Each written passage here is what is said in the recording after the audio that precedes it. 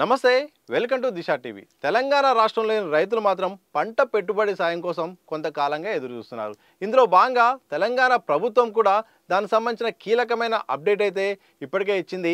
జనవరి 26వ తారీఖున రైతు భరోసా పథకాన్ని ప్రారంభించింది. ఎకరానికి 6,000 చొప్పున సంవత్సరానికి 12,000 రూపాయల పంట పెట్టుబడి సాయాన్ని అందిస్తామని కూడా ఈ యొక్క పథకాన్ని ప్రారంభించింది. ఇందులో భాగంగా జనవరి 27వ తారీఖు అకౌంట్లోకి డబ్బులు వేస్తామని కూడా ఇప్పటికే సీఎం రేవంత్ రెడ్డి స్పష్టం చేశారు. ఇక తెలంగాణ రాష్ట్రం సంబంధించిన రైతులు కూడా ఎదురు చూస్తున్న నేపథ్యంలో వ్యవసాయ శాఖ మాత్రం కీలకమైన అప్డేట్ అయితే ఇచ్చింది. ఇక ఎంపిక చేసిన అంటే రాష్ట్రంలోని 32 జిల్లాల్లో కొన్ని మండలాల వారీగా ప్రతి మండలంలో ఒక గ్రామాన్ని మాత్రం ఎంపిక చేశాము. మొదటి విడతలో భాగంగా ఆయా గ్రామాలకు మాత్రం పంట పెట్టుబడి సాయాన్ని ప్రారంభిస్తాము. ఇక దశల వారీగా పంట పెట్టుబడి సాయాన్ని అందజేస్తామని కూడా వ్యవసాయ శాఖ మంత్రి తుమ్మల గారు ప్రకటించారు.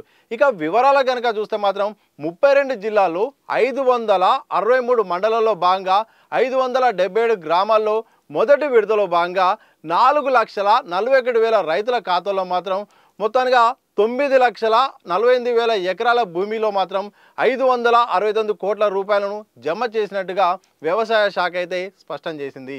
ఇక రైతులెవరూ అధైర్యపడద్దు. మొదటి విడతలో భాగంగా మాత్రమే ప్రతి మండలంలో అంటే రెవెన్యూ గ్రామంగా యూనిట్గా తీసుకొని ఈ యొక్క డబ్బులను అయితే అందజేస్తున్నాము. ఒక్కో మండలంలో రెవెన్యూ గ్రామాలు ఎక్కువగా ఉండడం వల్ల కూడా కొన్ని ఎక్కువ గ్రామాల్లో కూడా ఈ యొక్క రైతులకు మాత్రం డబ్బులను అయితే జమ చేస్తున్నాము. అర్హులైన ప్రతి రైతుకు కూడా ఎట్టి పరిస్థితుల్లోనూ ఈ యొక్క భరోసా అందజేస్తాము. ఎవరు అధైర్యపడద్దు, ప్రతిపక్షాల మాట నమ్మొద్దు, కంగారు పడొద్దు అని కూడా ప్రభుత్వం స్పష్టంగా చెప్తుంది. పదే ఇటు మంత్రులు ఎమ్మెల్యేలు కూడా ఈ యొక్క అంశాన్ని కూడా తెరపైకి తీసుకొస్తున్నారు. ఎందుకంటే బీఆర్ఎస్ హయాంలో ఉన్నప్పుడు రైతు బంధు పథకం అమల్లో ఉండేది. ఎకరానికి 5,000 చొప్పున అప్పుడు ఆ ప్రభుత్వం జమ చేసింది. ఆ తర్వాత ప్రభుత్వం మారడంతో ఇటు కాంగ్రెస్ కూడా ప్రతిపక్షంలో ఉన్నప్పుడు మాత్రం రైతు భరోసాను తీసుకొస్తాము, ఎకరానికి 7,500 చొప్పున సంవత్సరానికి 10,000 మాత్రం పంట పెట్టుబడి సాయం ఇస్తామని కూడా అప్పుడు హామీ ఇచ్చింది. ఇక రాష్ట్రంలో కాంగ్రెస్ అధికారంలోకి వచ్చింది. కొన్ని సాంకేతిక కారణాల వల్ల ఆర్థిక పరిస్థితి కారణంగా మాత్రం ప్రభుత్వం స్పష్టం చేసింది. ఎకరానికి 6,000 చొప్పున సంవత్సరానికి 12,000 ఆర్థిక సాయం మాత్రం అందజేస్తామని కూడా చెప్పింది. ఈ నేపథ్యంలో ఈ జనవరి 26వ తారీఖు మాత్రం ఈ యొక్క భరోసాను ప్రారంభించింది. ఇందులో భాగంగా ఒకవైపు భూమి ఉన్న రైతులతో పాటు భూమి లేని రైతు కూలీలకు ఆత్మీయ భరోసా పేరుతో మరొక పథకాన్ని ప్రారంభించింది. ఎవరైతే వ్యవసాయంపై ఆధారపడి భూమి లేని రైతు కూలీలు ఉంటారో వాళ్ళకు కూడా ఆర్థిక సాయం చేయడానికి కూడా ఒక లక్ష్యంగా పెట్టుకొని 2 పథకాలను మాత్రం జనవరి 26వ తారీఖు ప్రారంభించింది. ఇక భరోసా కోసం మాత్రం చాలా గ్రామాలు ఎదురు చూస్తున్నాయి. ఈ నేపథ్యంలో మాత్రం కొన్ని అంటే కీలకమైన చెప్పింది. ఎవరంటే ప్రతి గ్రామం అంటే ఇప్పటికిప్పుడు సమస్య ప్రకారం మొదటి విడతలో భాగంగా 557 గ్రామాలకు మాత్రం ఫస్ట్ అయితే మేము రైతుల ఖాతాలోకి జమ చేస్తున్నాము.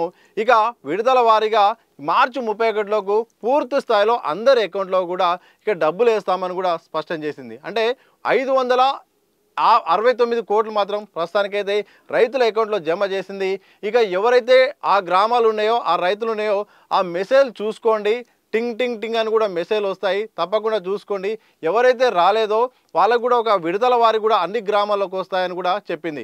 మేమైతే బ్యాంకులకు డబ్బులు ఇచ్చాము. బ్యాంకులు సోమవారం నుండి అందరి అకౌంట్లోకి జమ అనేది ప్రారంభం అవుతుందని కూడా ప్రభుత్వం మాత్రం స్పష్టం చేసింది. ప్రతిపక్షాలు అయితే మాత్రం కొన్ని ఆరోపణలు చేస్తున్నాయి.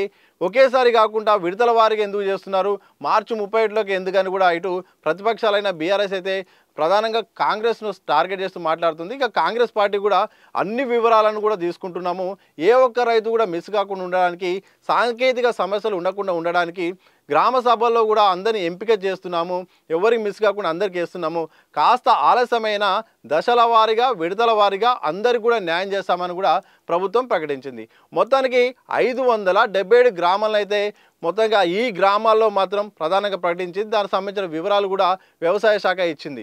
ఏదేమైనప్పటికీ మొత్తానికి రైతు భరోసా పైన మాత్రం తెలంగాణ ప్రభుత్వం ఒక స్పష్టతనైతే ఇచ్చింది.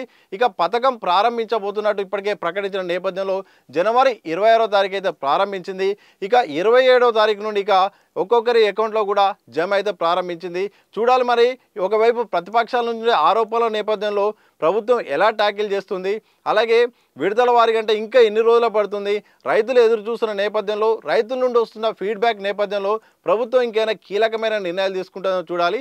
ఏదేమైనప్పటికీ ఈసారి మాత్రం ఈ రైతు భరోసా విషయంలో మాత్రం గత ప్రభుత్వం అనవసరంగా అవసరం లేని భూమికి డబ్బుల్ని ప్రభుత్వ నిధుల్ని వృధా చేసింది.